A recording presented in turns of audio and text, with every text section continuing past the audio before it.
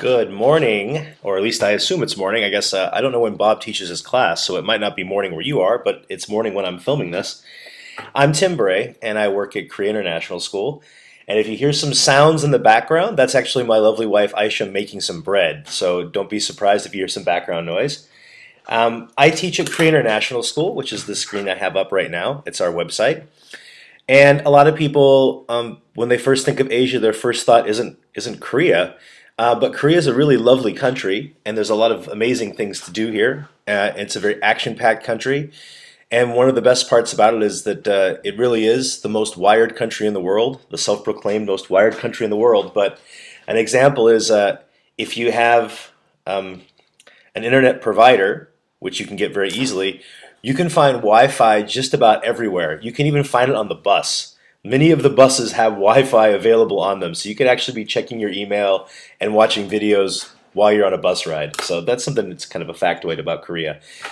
KIS is Korea International School, and it's been a great place for Aisha and I to work. This is our 7th year, and like I said, just a little plug for it. There's the website, and I wanted to talk a little bit about actual international teaching in general. I love it. I have been teaching internationally. Out of my 16 years in education, I've been teaching 14 of them abroad. So I only ever taught 2 years in the States, and it was in Alaska.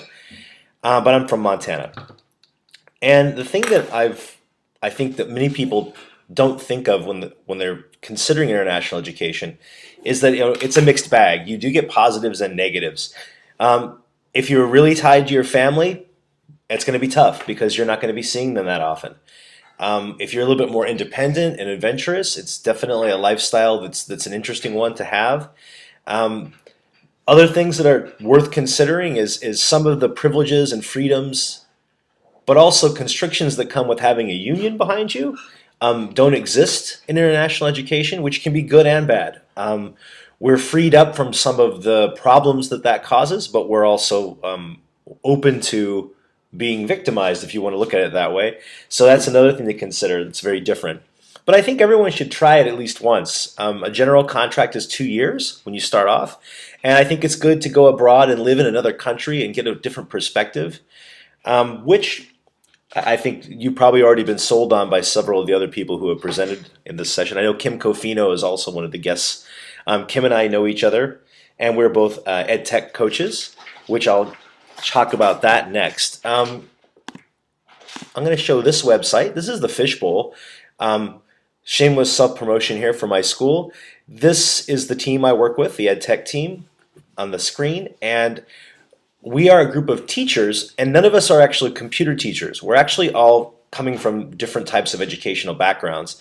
I personally taught English before I became an ed tech coach, and the reason why I was offered the job is because I was using technology in the classroom with the students, and my administrator saw that and they said, wow, it would be great if you could help other teachers. And so part of my job, for those of you who aren't familiar with ed tech, is I help co-plan and co-teach lessons. So a lot of times I'll sit down with a teacher and we'll talk about, well, how could we integrate technology into this unit? So that's one aspect. If that requires me to come to class and support, I'll do that. Or if it requires me to come to class and teach a software program, I can do that as well for the teacher. So that's two of the ways I'm utilized. And the other way is the Fishbowl. And we call it the Fishbowl because we have a purpose-built room for training. And when we designed it, we asked them to build it with a lot of glass walls around it because we wanted teachers and students to see other teachers engaged in professional development throughout the day. We have a 4-block rotating, well, actually we have a 7-block rotating schedule, but we only meet 4 blocks each day. Yes, mathematically it's a lot of fun. The first year you really spin your head out, but after about 3 or 4 rotations you get used to the idea of it's tumbling over all the time. And it's really nice because you never get stuck with that, oh, I have the class right at the end of the day and they always meet then and so they're further behind, or I have that morning class where everyone's still asleep. Instead, everybody has a chance to have those moments throughout the tumbling, rotating schedule. But what we do is we offer short PD sessions throughout the day. So if you had your schedule and you knew that during the second block of the day you were going to have a prep period, you have your 75 minutes, but during that 75 minutes, you could come down for a 30 to 35-minute training in the Fishbowl. And it's really been a powerful experience for all of us. It's offered PD during the school day, which was something we were all adamant about trying to do. And we didn't feel like PD should be in addition to. We thought it should be something that's done during the day when everyone's seeing it. So that is one of our big celebrations here. Another thing I like to point out is the fact that when you live abroad, you need to have a really strong personal learning network. Sometimes your school doesn't have things like this, but you need to have that ability to reach out to other teachers. And that's where I'd like to give a little plug to Twitter. And if you don't have TweetDeck, that's completely acceptable, but I recommend it because what TweetDeck allows me to do is follow several hashtags. And some of the ones that I have here, ADE, which I'm going to talk about the ADEs later. AD High Five is actually about digital citizenship, so we share a lot of resources this way. But it's not just tied to the people in my school, it's people all over the world, which is really powerful. Tech Coach, because I'm an ed tech person, I follow this hashtag. Our own school has one called KISPD. We developed it for sharing professional development resources that we found and came across as a community. And then there's International Ed Chat, which is obviously just like it says, international teachers sharing with each other, getting in contact with each other, sharing resources, but also connecting their classrooms, which I'm sure is something Bob has talked about, the power of doing that. So Twitter is a great way to find people that you can connect your class with. And you can get a hold of a hashtag and a really good one, and you'll be able to meet tons of really interesting people who have amazing teaching experience, amazing passion for education and for learning. But on top of it, they'll be able to put your students in touch with their students.